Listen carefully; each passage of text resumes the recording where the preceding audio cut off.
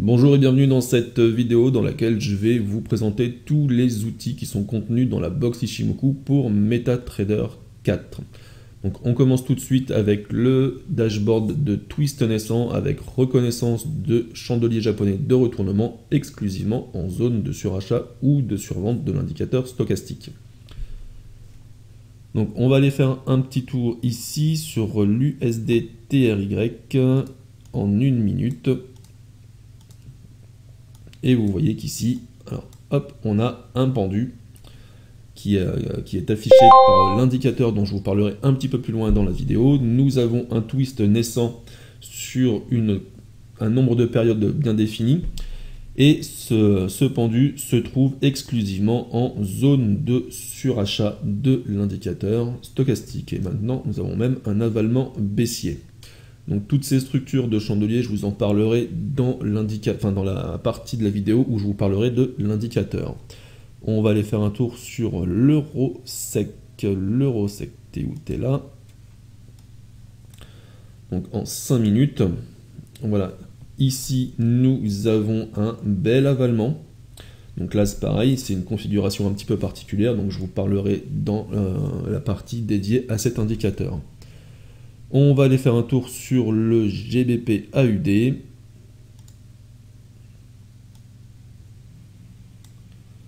Sur le graphique 1 heure.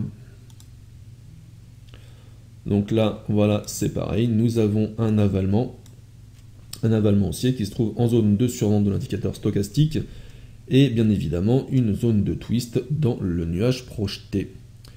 On va aller regarder maintenant cette même valeur sur le graphique mensuel. Et ici, nous avons un magnifique doji. Donc là, on ne voit pas très bien sur le graphique, mais la mèche monte relativement pas mal. Et nous avons toujours un twist dans le nuage futur et une détection de ce chandelier qui se fait bien sur la zone de survente de l'indicateur stochastique. Donc on va passer aux paramètres de ce scanner de marché.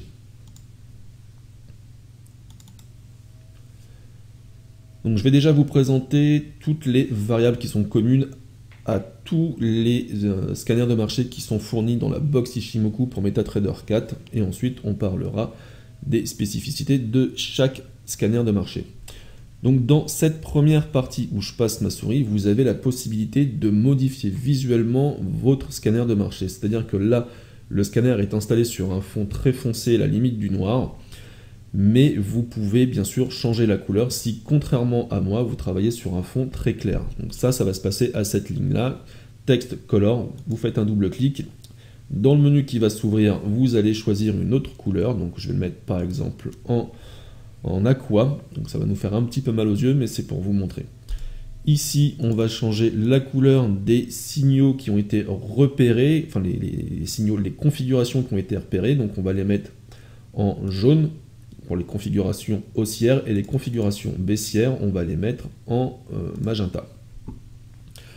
Vous avez également la possibilité d'agrandir ce scanner de marché de manière à avoir une meilleure lecture pour votre confort. Donc la ligne qui est surlignée ici va vous permettre d'espacer les lignes chacune entre elles. Donc c'est-à-dire que chaque valeur qui se trouve ici représente une ligne et on va les écarter les unes des autres. Je vais mettre ça sur 5 et on va faire exactement la même chose pour les colonnes. Donc chaque unité de temps, où je passe ma souris, représente une colonne. Donc on va augmenter aussi l'espace entre ces colonnes. Et une fois que ceci est fait, on va pouvoir à cette variable-là, donc à text size, on va pouvoir changer la taille du texte. Donc je vais mettre ça sur 10 et vous allez voir, on va déjà appliquer ces changements.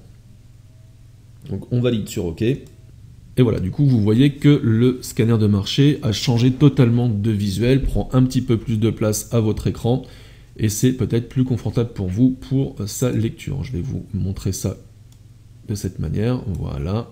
Et ici, hop là,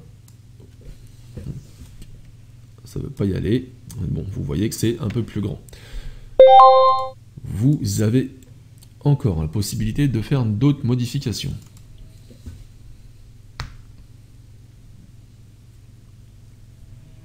Dans cette partie, vous pouvez modifier les variables qui servent à calculer les lignes de l'indicateur Ichimoku. Donc faites un double clic et puis vous changez. Alors sincèrement, nous on ne le conseille pas, mais après vous faites comme vous voulez. Ici, vous avez la possibilité de modifier les valeurs de l'indicateur stochastique. Donc les valeurs que vous allez rentrer dans l'indicateur qui se trouve sous le graphique du prix, il va falloir les renseigner également ici. Donc là, vous pouvez changer la valeur de la ligne K, la valeur de la ligne D, la valeur de la ligne lente, le type de moyenne mobile, donc par défaut c'est exponentiel, mais vous pouvez le changer, le type de prix pour calculer donc l'indicateur stochastique, soit les plus hauts, les plus bas, soit les clôtures. Et ici, vous avez la possibilité de modifier le niveau de la borne haute, et en dessous, le niveau de la borne basse, tout simplement. Ensuite, ici, vous pouvez dire au scanner que vous ne voulez pas scanner tel ou tel pattern de chandelier. Donc si vous ne voulez pas scanner par exemple les pendus et les marteaux, vous faites un double clic ici et vous choisissez faux. Ils ne seront pas scannés. Ici, vous avez la possibilité de recevoir toutes les alertes des configurations qui ont été identifiées par le dashboard dans la petite fenêtre où je passe ma souris. Donc vous avez le nom du scanner, vous avez la valeur, l'unité de temps et la configuration de chandelier japonais de retournement qui a été identifiée. Vous pouvez recevoir ces alertes tout simplement avec des sons, c'est un peu moins intéressant mais c'est à vous de voir. Et ici, si vous mettez sur vrai, vous allez recevoir toutes ces configurations détectées sur votre boîte mail et en dessous sur votre téléphone portable à la condition d'avoir paramétré votre plateforme et l'application sur votre téléphone portable pour recevoir donc ces signaux de configuration. Ensuite, ici, vous avez la possibilité de dire au scanner « je veux scanner telle ou telle unité de temps ». Donc pour ça, c'est très simple. Par défaut, elles y sont toutes, mais si vous ne voulez pas scanner du 1 minute, vous faites un double clic, vous mettez sur faux et le 1 minute ne sera plus scanné et ne sera plus visible à votre écran. Vous avez la possibilité de scanner jusqu'à 40 valeurs. Donc 40 valeurs sur 9 unités de temps, ça représente déjà un sacré paquet de graphiques. Et alors, petite chose à savoir sur ces valeurs. Quand vous allez les rentrer, par exemple l'AUD USD, certains courtiers rajoutent des petits symboles après le nom de la devise. Donc c'est-à-dire que certains courtiers vont afficher l'AUD USD avec un petit M, un petit I ou un petit plus. Donc si c'est votre cas, vous le rajoutez, sinon le scanner ne marchera pas du tout. Autre chose, vous avez des valeurs qui sont affichées avec des majuscules et des minuscules. Donc quand vous allez les rentrer dans votre scanner, il faudra bien respecter les majuscules et les minuscules, sinon ça ne marchera pas. Une fois que vous avez tout modifié et que vous voulez revenir aux paramètres par défaut, vous allez venir ici sur remise à zéro et vous allez voir que toutes les valeurs ici seront revenues avec les valeurs d'origine. Donc si je le fais, voilà. Je valide par OK, je ferme, et voilà, le scanner est revenu avec ses paramètres par défaut. Bien écoutez, on a fait le tour pour ce scanner de marché, on va passer au suivant. Nous passons du coup au scanner de repli Kijun avec lecture de chandelier de retournement. Donc ce scanner est un petit peu particulier parce qu'il prend en charge la volatilité du marché. Je vous en parlerai un petit peu plus loin dans la vidéo. Donc comme vous pouvez le voir ici, nous avons sur l'USD JPY sur un graphique 5 minutes, comme nous sommes là à l'heure actuelle, USD JPY 5 minutes. Nous avons ici un doji qui a été identifié. Donc ce doji est bien rentré en contact avec la Kijun. Nous avons une belle tendance baissière et nous avons également une Chikou totalement libre. Donc, petite chose à savoir avec l'indicateur qui affiche les chandeliers japonais, ici, il ne les affiche pas parce que les stochastiques ne se trouvent pas ni en surachat ni en survente. On va aller regarder l'euro GBP sur un graphique mensuel.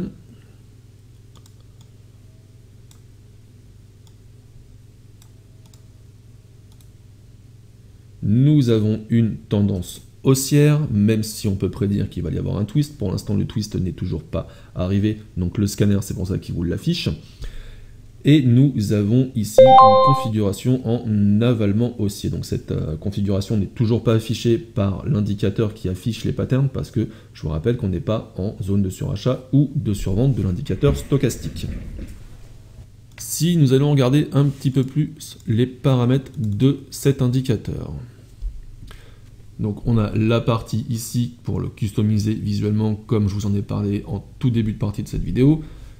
La même chose ici pour les paramètres de l'indicateur Ichimoku et ici pour identifier, enfin dire au scanner d'aller chercher tel ou tel pattern de retournement, le type d'alerte, les unités de temps à scanner et bien sûr les 40 valeurs que vous pouvez scanner. Nous, ce qui va nous intéresser dans les paramètres de ce scanner, ça va être ces deux lignes-là, ici.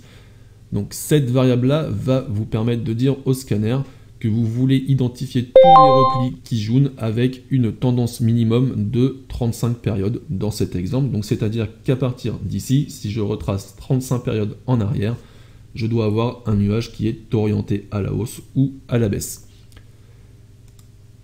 Cette variable-là va vous permettre de définir un niveau d'approche des prix par rapport à la Kijun, parce qu'il n'est pas forcément nécessaire que les prix viennent en contact direct avec la Kijun, ils peuvent s'en rapprocher fortement, même sans rentrer en contact, et s'il y a un pattern de configuration de retournement, vous en serez quand même informé. Donc là, moi ici, j'ai demandé une approche de 20%. Vous pouvez modifier ça, hein, si vous voulez du 10%, vous faites un double clic, vous enlevez le 2 et vous mettez 15 à la place. Si vous voulez du 10, vous mettez 10%. Donc moi je vais rester sur 20% pour cet exemple. Et voilà, donc on a l'USD JPY en 5 minutes. On va retourner dessus. Donc là, ici, vous voyez qu'on a un doji qui a encore été identifié. Donc ce doji n'est pas rentré en contact direct avec la Kijun. Et comme je vous l'ai dit, on en est quand même informé.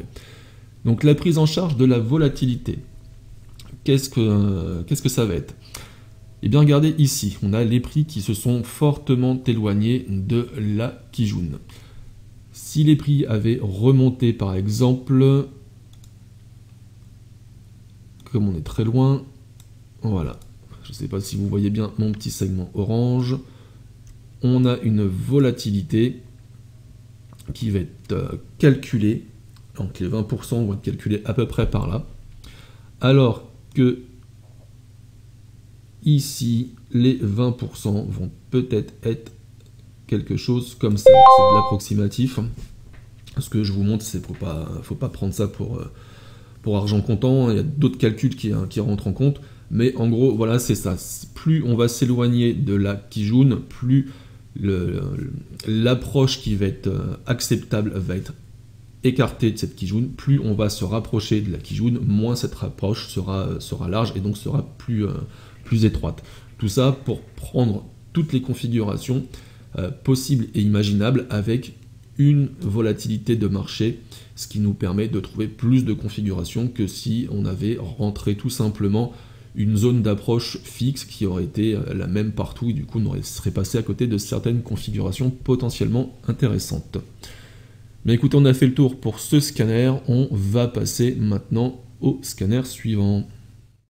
Nous passons maintenant au scanner de marché de reconnaissance de chandelier japonais de retournement qui se trouve exclusivement en zone de surachat ou de survente de l'indicateur stochastique.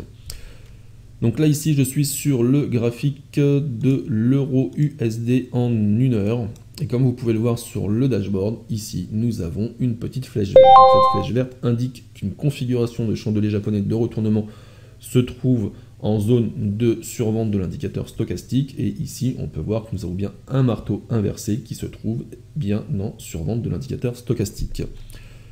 On va aller regarder le GBP USD sur un graphique 5 minutes. Ici, nous avons une étoile du matin qui a été identifiée. Le graphique 15 minutes nous indique, alors je vais descendre comme ça, on voit bien le petit nom, on a un marteau, et toujours en zone de survente de l'indicateur stochastique. L'USD CHF en 15 minutes, ici nous avons une couverture en nuage noir qui se trouve en zone de surachat de l'indicateur stochastique et on va aller voir une dernière valeur en 1 heure. Voilà, Ici, nous avons un doji qui a été identifié précédemment. Ensuite, nous avons un avalement baissier qui a été identifié et toujours en zone de surachat de l'indicateur stochastique. Donc on va aller voir les différents paramètres de ce scanner de marché. Donc cette première partie va vous servir à customiser visuellement donc ce scanner, comme je vous l'ai expliqué en tout début de partie de cette vidéo. Ici, donc, vous allez toujours pouvoir dire au scanner que vous voulez scanner tel ou tel pattern de configuration de retournement de chandelier japonais.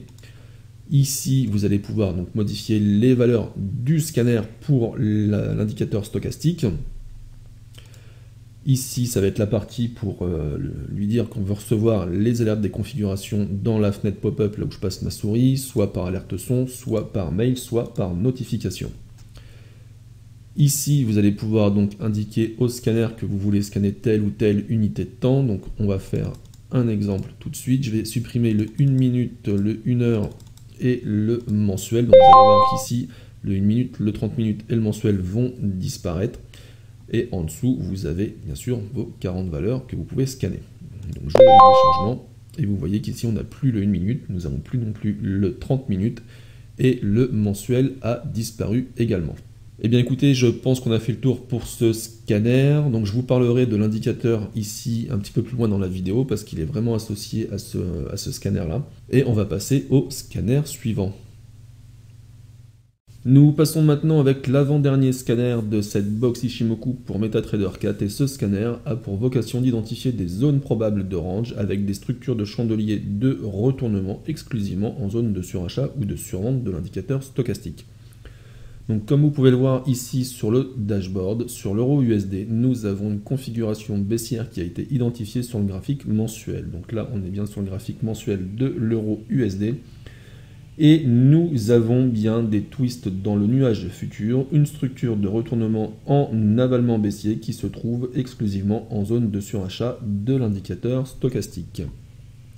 On va aller regarder le graphique de l'EuroCAD.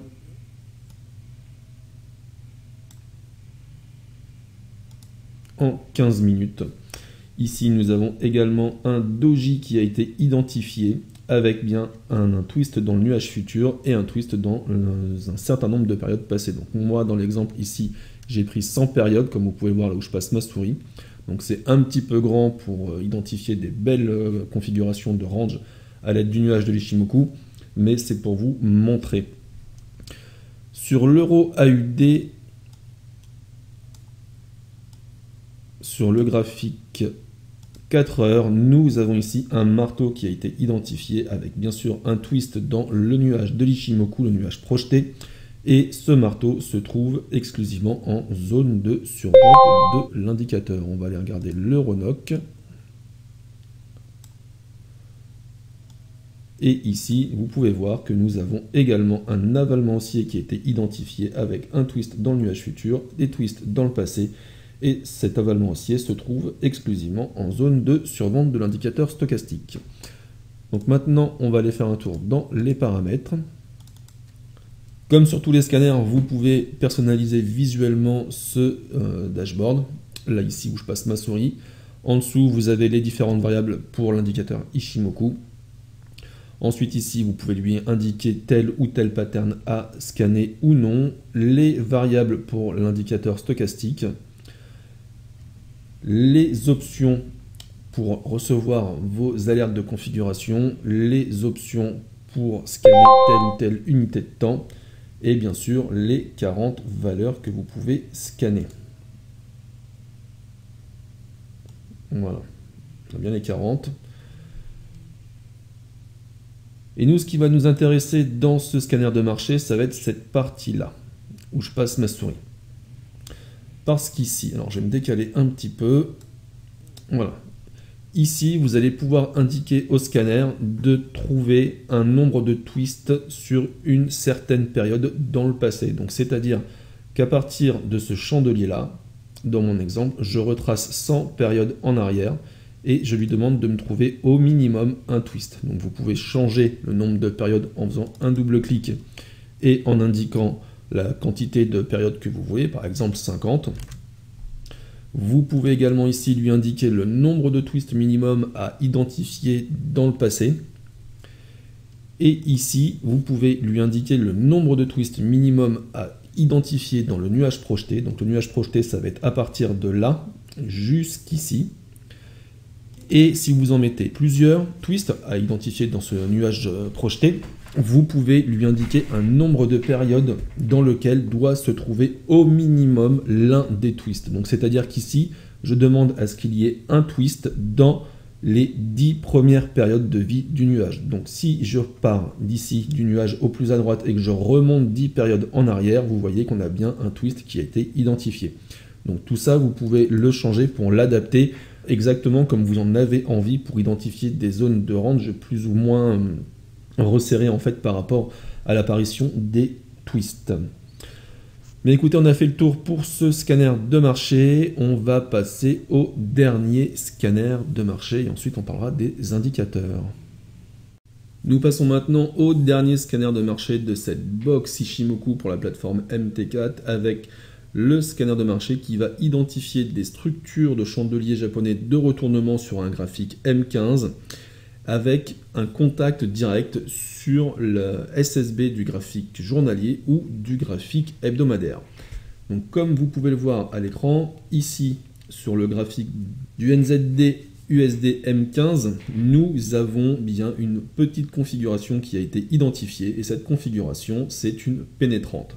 Donc si je regarde le graphique journalier, je vois que cette pénétrante a été en contact direct avec le SSB du graphique journalier. Donc dans cette colonne-là, vous aurez tous les contacts sur la SSB du graphique journalier et dans celle-ci, tous les contacts du graphique hebdomadaire. On va aller faire un petit tour dans les configurations de ce scanner de marché. Donc comme d'habitude, ici vous avez la possibilité de modifier visuellement votre scanner pour l'adapter à votre plateforme. Là, ici, vous avez les différentes variables pour calculer les lignes de l'Ishimoku. Ici, vous avez la sélection des configurations de chandeliers japonais que vous voulez scanner ou non. Le moyen de recevoir donc les alertes de configuration qui ont été identifiées et bien sûr les 40 valeurs à scanner. Et bien écoutez, on a fait le tour pour tous les scanners de marché de cette box. On va passer maintenant aux indicateurs. Dans cette avant-dernière partie de vidéo, je vais vous présenter un indicateur qui peut vous être utile si vous débutez avec Ishimoku. Donc cet indicateur a pour objectif d'identifier tous les plats SSB, Tenkan, Kijun, SSA et tous les pics et les creux de ces mêmes lignes et de le Shiku. Vous n'avez strictement rien à faire, vous installez l'indicateur et vous le paramétrez par rapport à votre utilité. Donc là ici vous pouvez voir, on a des niveaux de plats qui ne sont pas identifiés tout simplement parce que je n'ai pas rentré le nombre de périodes idéales. Donc pour ça on va devoir utiliser ce petit outil et on va aller chercher le dernier chandelier du graphique, donc celui qui se trouve le plus à droite, et on va remonter dans le passé et vous voyez qu'on a 160 chandeliers. Donc je vais rentrer dans les paramètres de cet indicateur, à cette ligne-là, que je désire analyser 160 périodes. Donc Shiku est en blanc, je vais changer de couleur, mettre en noir, et voilà. Et ici, nous avons sous les yeux tous les tracés plats des lignes de l'Ishimoku, ainsi que des pics et des creux. Donc on est sur un graphique en 4 heures et on a ici, vous voyez, de l'hebdomadaire, on a du journalier et on doit avoir du mensuel, mais là il doit être un petit peu caché. Donc on va aller alléger un petit peu tout ça. Donc après avoir choisi un nombre de périodes à scanner, vous avez donc la possibilité de modifier les valeurs de l'indicateur Ishimoku. Ici vous avez la possibilité de changer les couleurs de chaque ligne. Ici ça va être ce qui se passe là, donc le label, c'est-à-dire le prix, le type de ligne, donc SSA, et l'unité de temps. Ici, vous allez pouvoir modifier le type de ligne. Donc ici, on est sur du continu, du solide, tout simplement parce que je suis sur du médium. Si je me mets sur du small, alors c'est laquelle? C'est la SSA, donc je vais vous montrer sur la SSA, ça sera plus simple. Si je me mets hop comme ça et que je me mets sur du small, que je valide, voilà, vous voyez que le type de ligne a changé. Donc ça, vous pouvez le faire seulement sur une taille small. Au-dessus, vous serez automatiquement sur du solide. Donc hop, tout ça, c'est la même chose. Ici, dans cette partie-là, vous pouvez choisir d'afficher les plats des lignes que vous voulez. Donc, par exemple, si vous ne voulez pas afficher les plats Tenkan, vous venez ici, vous le mettez sur cacher les plats Tenkan et les plats Tenkan ne seront plus affichés. On va faire la même chose sur les plats SSA. Et ici, vous avez la possibilité de choisir d'afficher les pics et les creux si vous en avez envie. Donc, je vais alléger un petit peu tout ça pour vous montrer ce que ça donne. Je vais juste laisser ici Shiku. Voilà, donc on le voit ici, Shiku a bien été identifié. On voit qu'ici et ici, ça a été identifié correctement. Ici également, ici également. Là, ici, nous avons un plat du SSB qui a été identifié, un autre qui a été identifié ici. Et là, nous avons bien un plat de Kijun qui a été identifié, comme ici, on en a plusieurs. Donc, voilà. On va aller voir le reste des paramètres. Donc on est sur le graphique H4 ici, et si je descends à cette variable là, donc on a ça exactement pour toutes les unités de temps. Donc plus l'unité de temps va être faible et plus vous allez avoir la possibilité d'afficher des unités de temps supérieures, et plus on va monter en unités de temps, moins on en aura. Par exemple le daily, j'ai pas le H4, le H1, le M30, tout ça, ça ne sert strictement à rien. Comme on est sur le graphique H4, je vais simplement vous montrer que je vais cacher les informations du H4, et je vais laisser le daily et je vais retirer tout le reste. Voilà, donc là, ici, toutes les informations que j'ai font référence au graphique daily. Si je veux afficher simplement le graphique hebdomadaire, je cache le daily, j'affiche l'hebdomadaire, et voilà, nous avons les lignes du graphique hebdomadaire. Donc vous pouvez afficher ou non tous les plats, vous pouvez afficher ou non tous les pics, et vous pouvez afficher des unités de temps supérieures au graphique en cours de lecture. Voilà. Ah oui, il y a ça aussi, je ne vous ai pas montré. Donc ça, là où je passe ma souris, donc la ligne des prix avec le type de ligne de Ishimoku et l'unité de temps, vous n'êtes pas obligé de les avoir en permanence à votre écran. Vous venez ici, à cette ligne-là, et vous mettez sur cacher. Et du coup, voilà, vous n'avez plus ces informations-là. Bien écoutez, on a fait le tour pour cet indicateur. Je vous invite à finir la vidéo avec le dernier indicateur, celui qui affiche les configurations de chandelier de retournement en zone extrême de l'indicateur stochastique. Et bien nous voici dans la dernière partie de cette vidéo de présentation de la box Ishimoku pour MetaTrader 4. Et dans cette dernière partie, je vais vous parler de l'indicateur que vous avez sous les yeux. Donc cet indicateur affiche visuellement sur vos graphiques les configurations de chandelier japonais de retournement qui se trouvent exclusivement en zone de surachat ou de survente de l'indicateur stochastique. Donc comme vous pouvez le voir ici, nous avons les noms des patterns et des flèches. Voilà, donc nous avons des avalements haussiers. Alors un avalement haussier va être identifié s'il se trouve en zone de survente de l'indicateur stochastique. S'il se trouve en zone de surachat, il ne sera pas identifié. Les avalements baissiers seront identifiés. On en a un beau ici. Alors, hop. On en a un ici qui a été identifié parce qu'il se trouve en zone de surachat de l'indicateur stochastique et non pas en zone de survente. Donc, toutes ces structures de retournement doivent se trouver, toutes les structures de retournement haussières doivent se trouver en zone de survente de l'indicateur stochastique, et toutes les configurations de retournement à la baisse doivent se retrouver exclusivement en zone de surachat de l'indicateur stochastique. Donc, comme vous pouvez le voir ici, nous avons une étoile du soir qui a été identifiée. Donc cette étoile du soir, elle est un petit peu particulière parce qu'elle ne ressemble pas vraiment à ce que vous pouvez voir en général sur Internet dans les explications. Avec Patrick, on a codé des variantes de ces étoiles du soir, et pour les étoiles du matin, on a fait la même chose. Donc c'est-à-dire qu'en général, quand on vous propose, qu'on vous montre une étoile du matin ou une étoile du soir, le chandelier du milieu ouvre et ferme sur un gap, en fait, par rapport aux deux chandeliers qui se trouvent à droite et à gauche. Or, sur le Forex, c'est pas comme ça que se dessinent ces configurations. Donc c'est pour ça que vous allez pouvoir trouver des configurations de chandeliers japonais qui diffèrent un peu de ce que vous pouvez voir sur Internet. Tout comme les avalements haussiers et baissiers, on a accepté que le second chandelier ouvre un tout petit peu à l'intérieur du premier chandelier, et de même pour les pénétrantes et les couvertures en nuage noir. Donc si je vais chercher, je vais voir si je peux vous en trouver une. Voilà, par exemple ici nous avons, alors je vais zoomer un peu parce que je ne sais pas si vous allez bien voir. Ici, nous avons une couverture en nuage noir qui a été identifiée, et vous voyez que le deuxième chandelier ouvre légèrement à l'intérieur du premier. Et cette configuration reste valide. Nous avons également codé les étoiles du matin et les étoiles du soir avec une configuration de 4 chandeliers. Donc c'est quelque chose qui est relativement peu fréquent.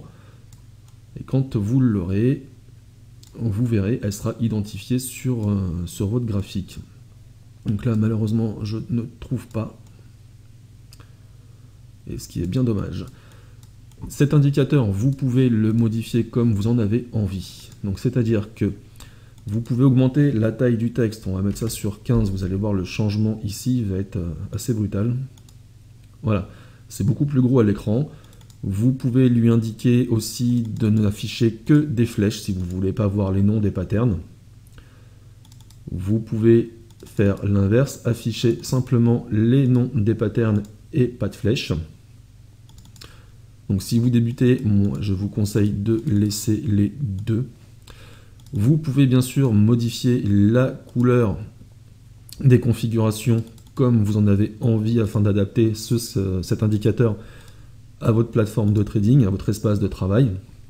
Vous pouvez faire la même chose pour les flèches. Alors les flèches, ça va se passer ici dans l'onglet couleur. Donc je vais mettre n'importe quoi. Voilà.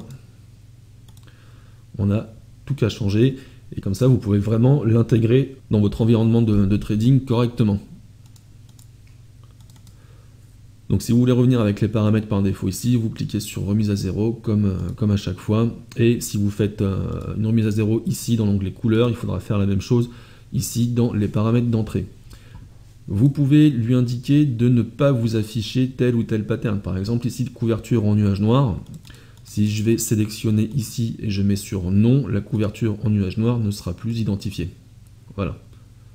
C'est aussi simple que ça. Et bien sûr, vous avez les différentes variables pour l'indicateur stochastique. Donc quand vous changez, vérifiez bien que vous avez les bons paramètres ici, les paramètres qui correspondent à celui qui se trouve ici. Sinon ça ne marchera pas, vous aurez des incohérences qui sera tout à fait normal. Voilà, écoutez, on a fait le tour de cette box Ichimoku pour MetaTrader 4. J'espère que ça vous aura été utile. Si vous avez des questions sur l'utilisation de ces scanners et de ces indicateurs, n'hésitez pas à venir m'en parler directement. Et si vous voulez plus d'informations sur l'utilisation de ces outils, je vous retourne vers Patrick, qui sera plus à même de vous répondre. Voilà, écoutez, on a fait le tour. Je vous souhaite une bonne utilisation et à bientôt.